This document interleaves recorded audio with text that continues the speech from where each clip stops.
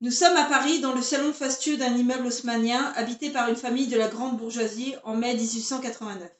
Madame rentre toute juste de l'exposition universelle où elle s'est rendue avec son mari Alphonse, directeur d'une compagnie d'assurance, et des amis.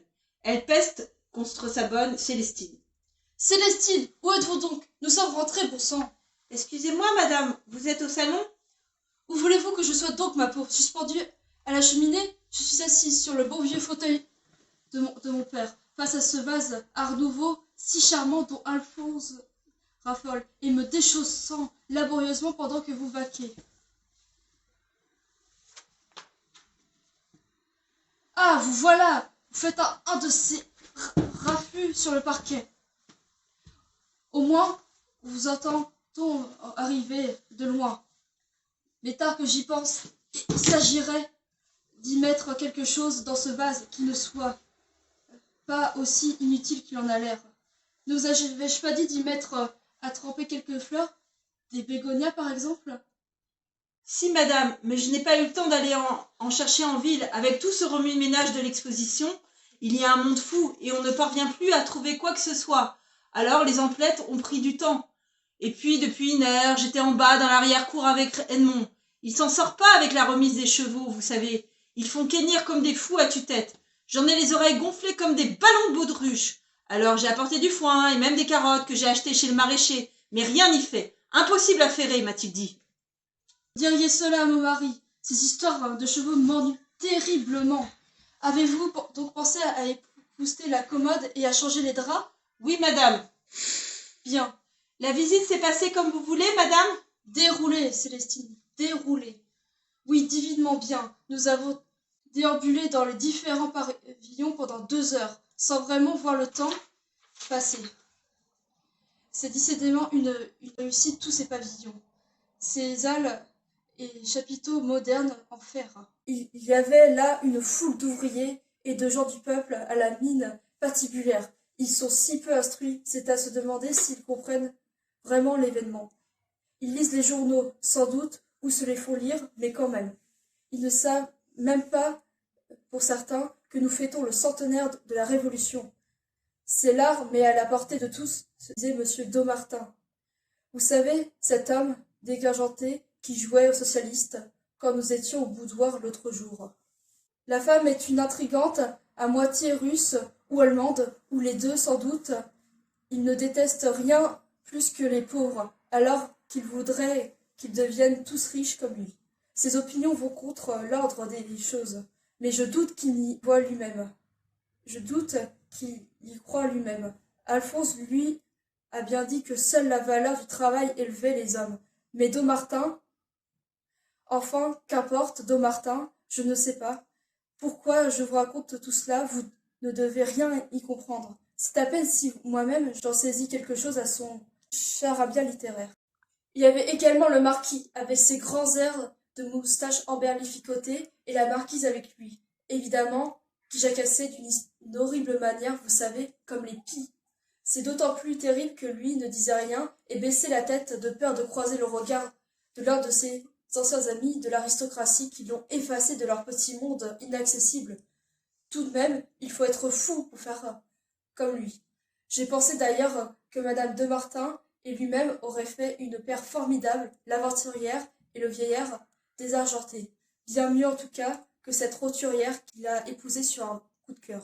Vous ne croyez pas en l'amour, j'espère, Célestine? Non, tant mieux, c'est extrêmement dangereux. Vous ne savez pas le nombre de jeunes filles très bien qui finissent dans les filets de voyous en croyant trouver l'âme sœur. Enfin, j'imagine que la marquise, elle, est bien heureuse qu'il ait succombé à ses charmes. Qu'avons-nous fait ensuite? Ah oui, nous avons remonté le champ de Mars en voiture, puis nous avons rejoint les amis d'Alphonse. Ceux de la compagnie d'assurance, leurs femmes sont charmantes, et toutes habillées du dernier cri. J'avais presque l'air d'une provinciale à côté d'elle. Heureusement, il y avait la marquise, avec sa robe rapiécée, et son mari, avec son habit passé de mode et tout froissé. Nous formions un groupe hétéroclite, mais tout à fait charmant. J'ai même aperçu 2 ou 3 gentlemen se retourner. Nous avons fait le tour du pavillon. Madame Daumartin était désespéré que les Allemands n'y soient pas, ni les Russes, ni les Autrichiens d'ailleurs. Quoi, la tour, Célestine? La tour était là. Elle n'en a fini pas d'être là depuis 2 ans. Vous l'avez vu vous-même. Elle n'a pas beaucoup bougé. Je vous rassure. Et on ne peut pas la manquer, c'est sûr. Je ne comprends pas votre obsession pour cette horreur. C'est tellement disgracieux. Je crois que les concours ont dit quelque chose comme cela dans le journal.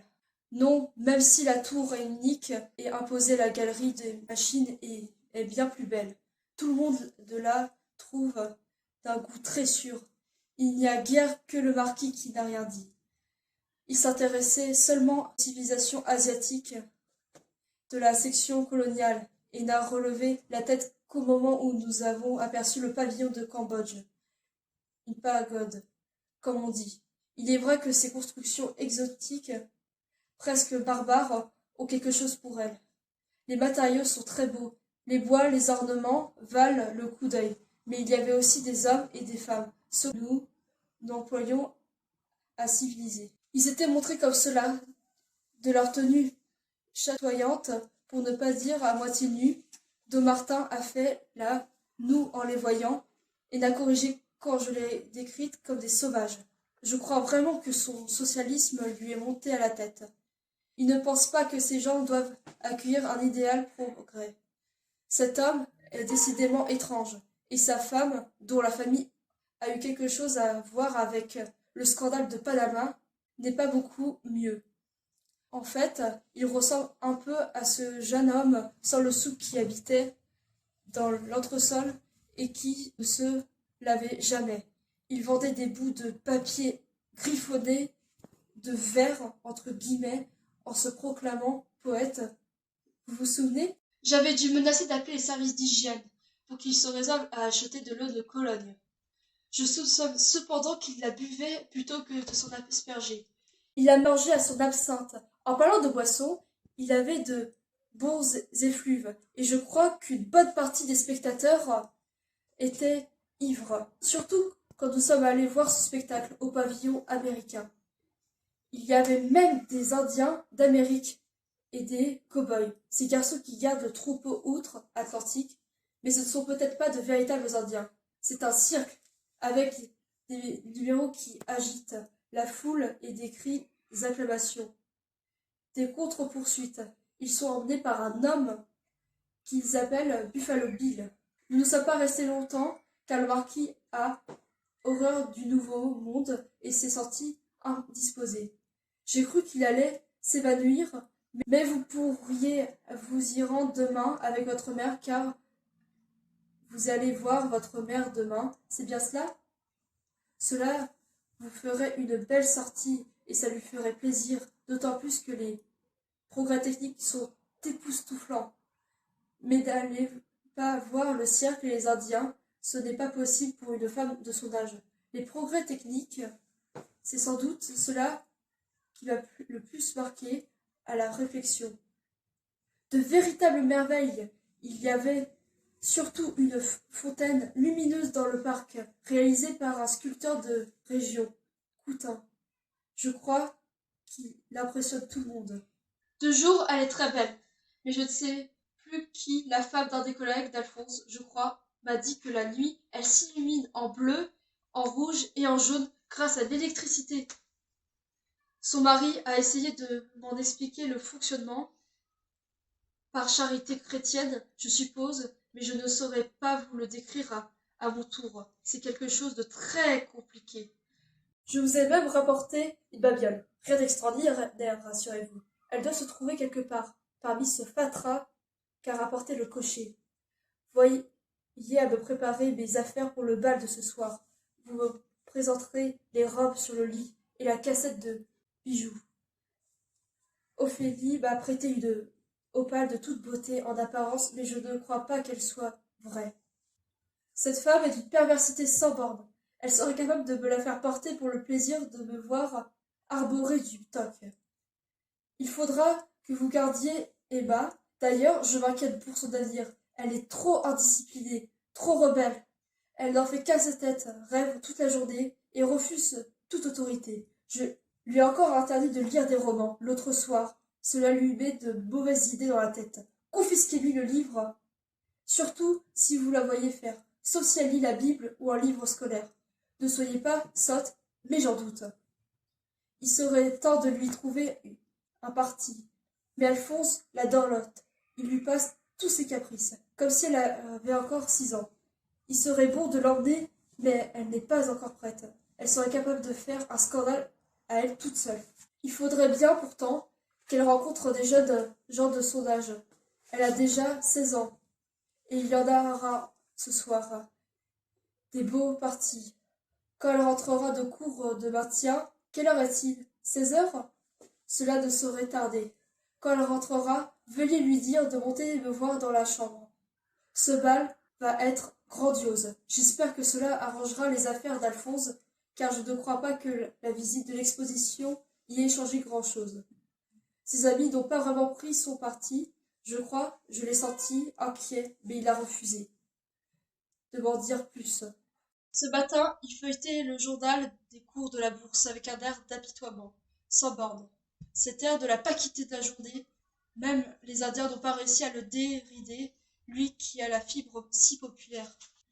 Mais l'obtention de cette invitation est déjà une grande nouvelle en soi.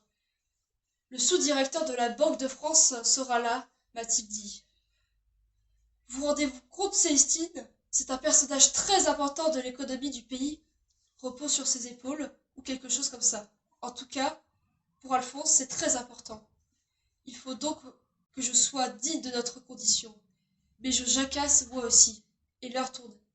Allez donc me chercher ces toilettes, que je puisse commencer à me préparer.